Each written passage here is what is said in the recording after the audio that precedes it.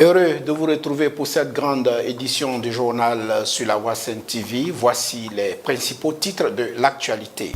Opération Récupère tout, c'est le programme organisé par l'église Pentecôte Saint-Feu International à Abidjan. Le compte rendu dans quelques instants. Et puis, premier face-à-face entre les deux Corées, les pourparlers sont en bonne voie. Bienvenue à tous. Opération Récupère tout, c'est le programme organisé par l'église Pentecôte Saint-Feu International dans la commune d'Abidjan. Compte rendu, Jean-Jacques Denis dans un commentaire de Ibo Marius.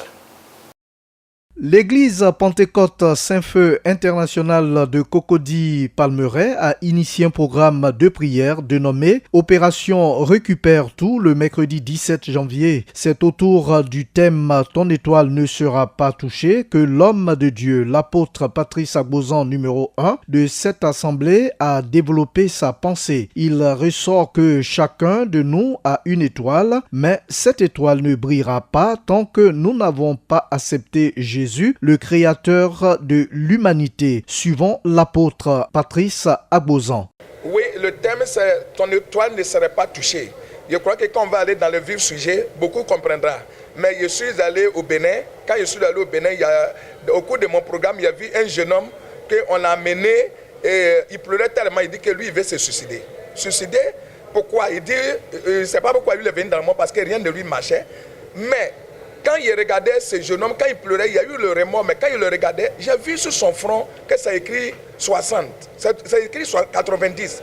Il a dit, mais Seigneur, il s'agit de quoi? Il dit, il lui reste 90 jours pour devenir multimilliardaire. Bon, quand il a annoncé cela, le Bénin, le gouvernement béninois, on m'a bloqué.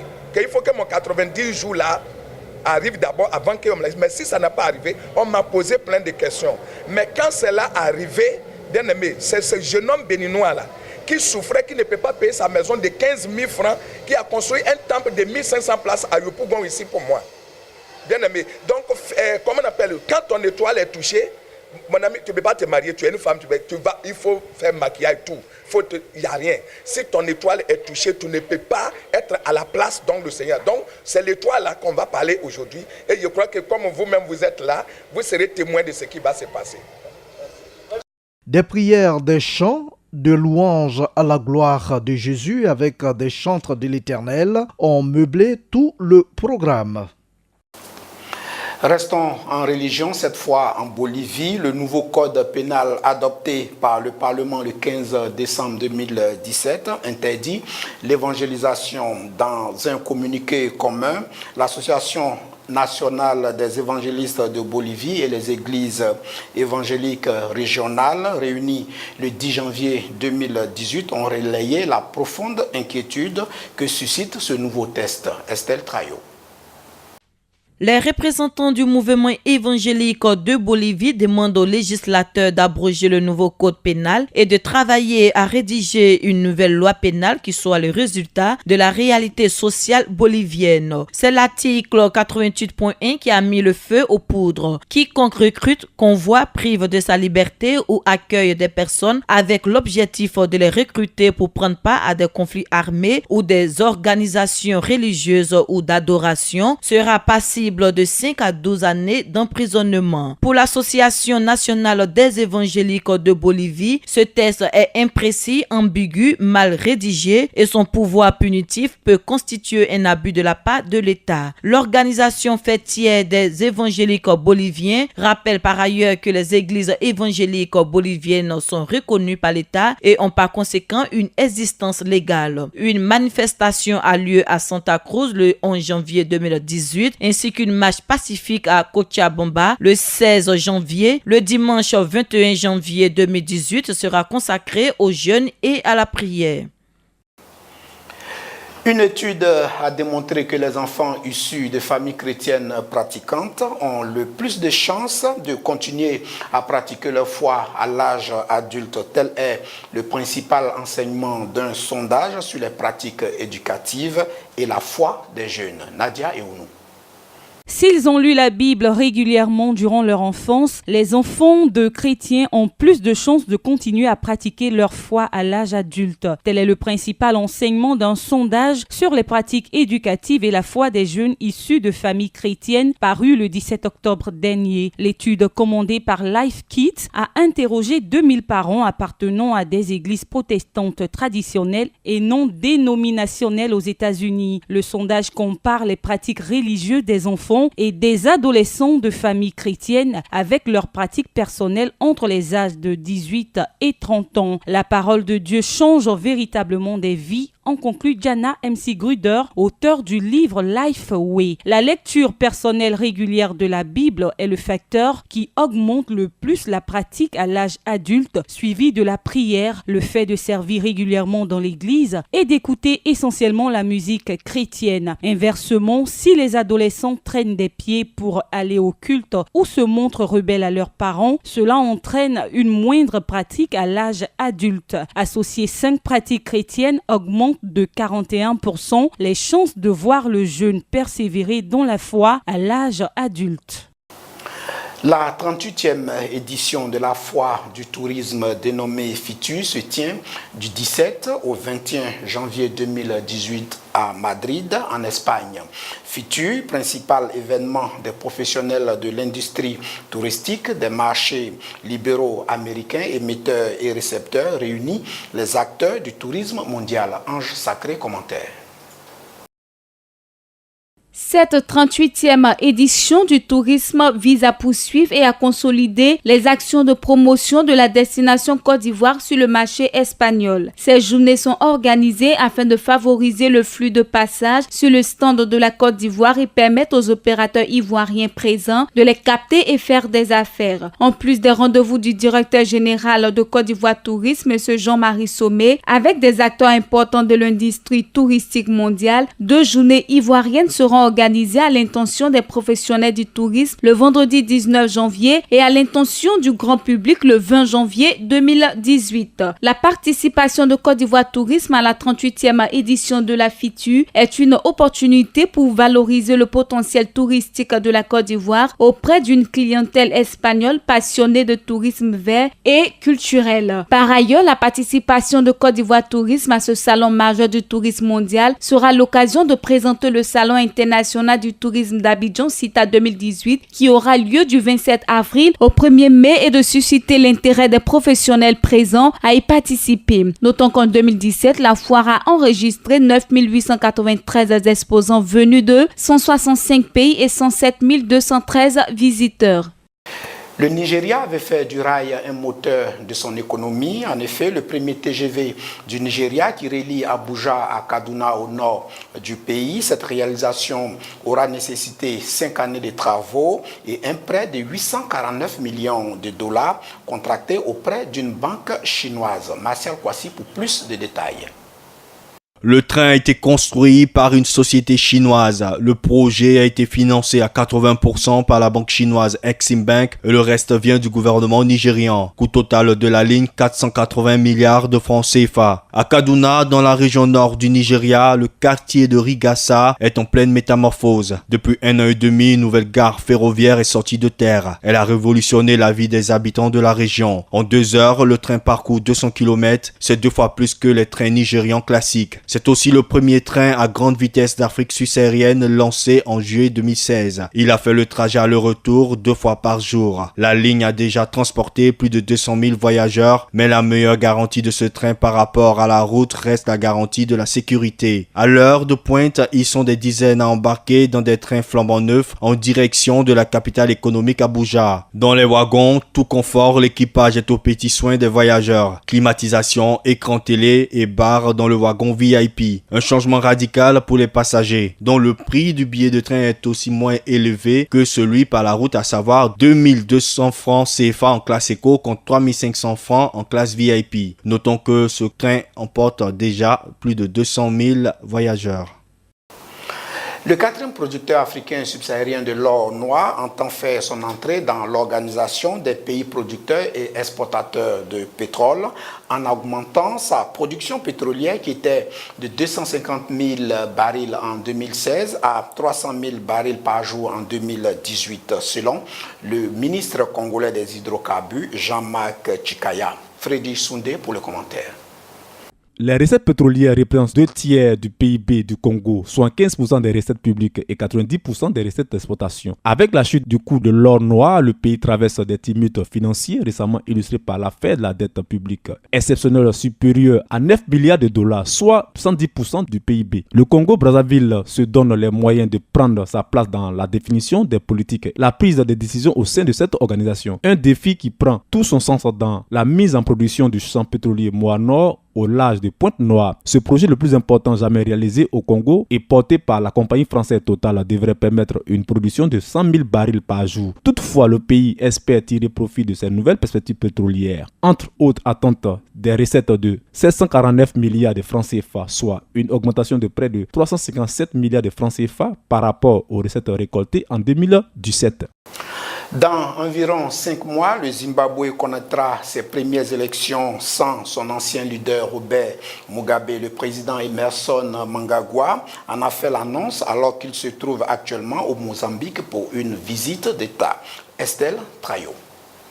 Le Zimbabwe va organiser des élections dans environ 5 mois. Le président a donc décidé de prêcher la paix et la paix parce que c'est essentiel pour le pays dans le but d'avoir des élections pacifiques. Nous veillerons à ce que le Zimbabwe ait des élections libres, crédibles, équitables et indiscutables pour que le pays s'engage dans le monde en tant qu'État démocratique qualifié, a déclaré le président. Dès son arrivée à la fonction suprême après la démission de Robert Mugabe en novembre, Emmerson Mnangagwa a en effet promis d'organiser des élections démocratiques et crédibles en 2018 sans en préciser la date. Ce scrutin sera sans aucun doute suivi de très près par la communauté internationale qui en fera un gage de la crédibilité démocratique de Emmerson Mnangagwa. La tenue des élections permettra en outre la remise en selle des relations diplomatiques entre le Zimbabwe et la communauté internationale, mais également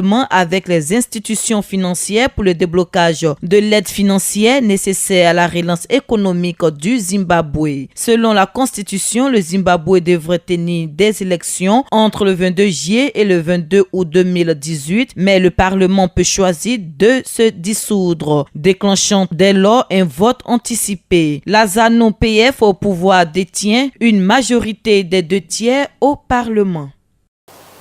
Le président de la Banque africaine de développement, Akinwumi Adesina, a procédé au lancement officiel ce mercredi 17 janvier du rapport sur les perspectives économiques en Afrique 2018 au siège de l'institution à Abidjan, Ibo Marus.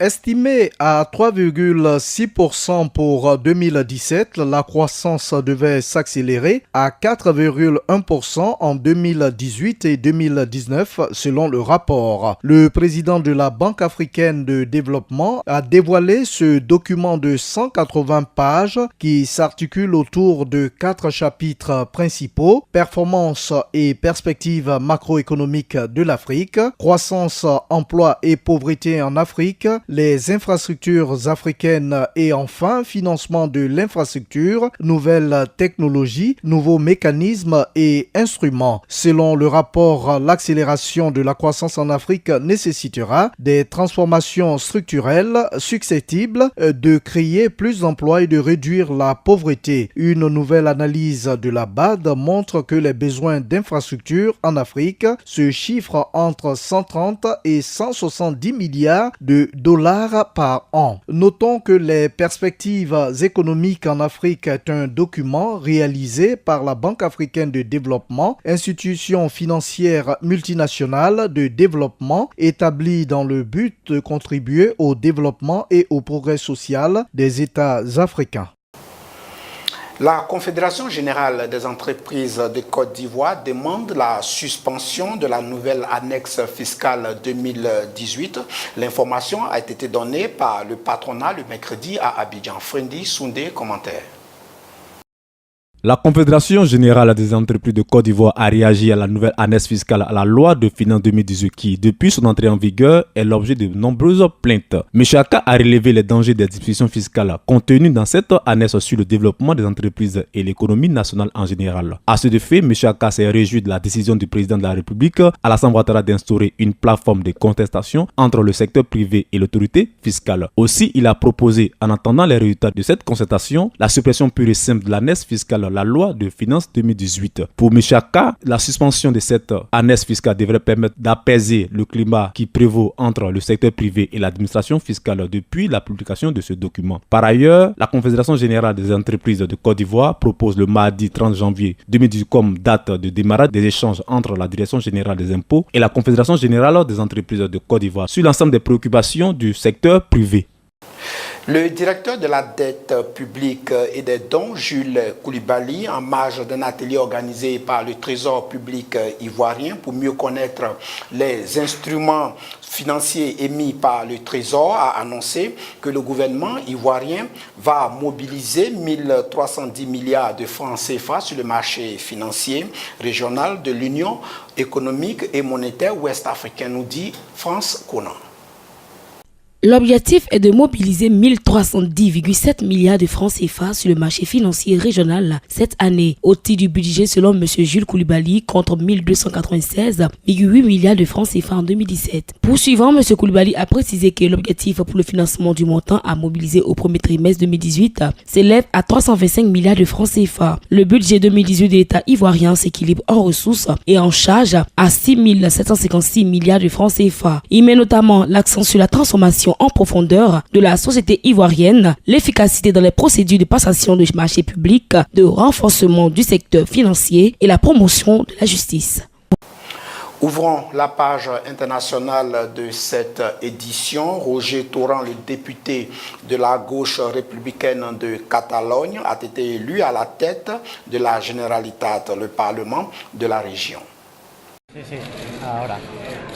Roger Torrent, le député de la gauche républicaine de Catalogne, a été élu ce mercredi à la tête de la Generalitat, le Parlement de la région. Les indépendantistes détiennent la majorité de l'Assemblée et veulent soutenir une nouvelle investiture de Carles Puigdemont à la tête de la présidence de la Catalogne. La gauche républicaine de Catalogne a un seul candidat pour la présidence de la Generalitat, c'est Carles Puigdemont. Carles Puigdemont est exilé à Bruxelles depuis sa destitution par Madrid et la validité de son éventuelle investiture fait polémique. Tout le monde parle d'investiture à distance, mais l'Assemblée n'y est peut-être pas prête. Il y a des alternatives pour une investiture souhaitée par la majorité des députés. Carles Puigdemont fait l'objet d'un mandat d'arrêt en Espagne, mais certains juristes avancent l'argument de l'immunité des élus que Carles Puigdemont pourrait faire jouer. Il pourrait être élu, mais pour cela, il devrait rentrer au Parlement. Une élection virtuelle est impossible, ou pour le moins très difficile. C'est un délit de désobéissance et je pense que cela pourrait conduire à une arrestation. Christina Jenner est la correspondante d'Euronews à Barcelone. Le Parlement catalan relance les interrogations. L'Assemblée a 2 mois et demi pour élire un président de la Généralité et en cas d'échec, de nouvelles élections seront organisées. Deux hauts représentants des deux Corées se sont retrouvés pour leur premier face-à-face officiel. À l'issue de ce pourparlers, la Corée du Nord a officiellement déclaré sa participation pour les prochains Jeux olympiques d'hiver qu'organisera en février son voisin ennemi, la Corée du Sud. Après une longue série de négociations entamées depuis le mardi 9 janvier, à Panmunjom, les délégations nord-coréennes et sud-coréennes ont enfin trouvé un terrain d'entente. La Corée du Nord a le mercredi 17 janvier décidé d'envoyer 200 pom-pom girls aux prochains Jeux olympiques d'hiver qu'organisera du 9 au 25 janvier 2018 son frère ennemi, la Corée du Sud. Autre surprise et non des moindres, les deux Corées défileront pour une 3e fois ensemble lors de la cérémonie d'ouverture et comptent surtout former une équipe féminine commune en hockey sur glace. Du jamais vu pour ces deux pays voisins en état de guerre depuis 1953. Malgré de multiples rapprochements entamés par les grandes organisations internationales, soldés par des échecs retentissants, le sport a réussi l'impensable, mettre d'accord ces deux Corées. Pour y arriver, il a fallu se déplacer à Panmunjom, village frontalier où avait été signé en 1953 un cessez-le-feu entre Séoul et Pyongyang. Reste à savoir si le CIO et le comité d'organisation des JO 2018 accepteront les modalités de cette participation de la Corée du Nord le 20 janvier à Lausanne lors d'une réunion quadripartite. Un mot de sport pour refermer cette édition. Lors de son point de presse tenu le mercredi 17 janvier 2018 dans un grand hôtel d'Abidjan, Malik Towé, le troisième vice-président de la Fédération ivoirienne de football, est revenu sur les motifs de sa suspension provisoire du comité exécutif de la FIFA. Ange Série. Revoqué vendredi dernier de son poste de vice-président de la Fédération ivoirienne de football pour n'avoir pas daigné de se faire entendre par l'institution qui l'accusait de participer à une entreprise de déstabilisation, Malik Towé est revenu sur les motifs de sa suspension. Relatant les faits, il a expliqué avoir été convié à une réunion le 8 janvier dernier pour examiner la demande d'une assemblée générale extraordinaire et aussi statuer sur son implication présumée dans la requête des 42 clubs. Le 10 janvier dernier, ajoute-t-il, une autre convocation lui a été adressée par la FIFA par courrier électronique pour prendre part à une réunion du comité exécutif le 12 janvier. Elle avait pour unique ordre du jour sa révocation provisoire. Après plusieurs témoignages en sa défaveur, la FIFA a décidé par l'envoi d'une convocation à son domicile de le suspendre. S'il affirme avoir réclamé les copies des témoignages l'accusant en vue d'assurer sa défense, il s'est offusqué de ce que la FIFA ait malheureusement choisi d'ignorer sa requête en totale violation de l'article 47 et a soutenu que c'est une affirmation grave qu'il ne saura laisser prospérer. Voilà, c'est ici que s'achève cette grande édition de l'information sur La Voix Sainte TV. Restez connectés sur nos antennes. Vous pouvez retrouver la rediffusion de ce journal sur notre site internet www.lavoixsaintetv.com. Shalom.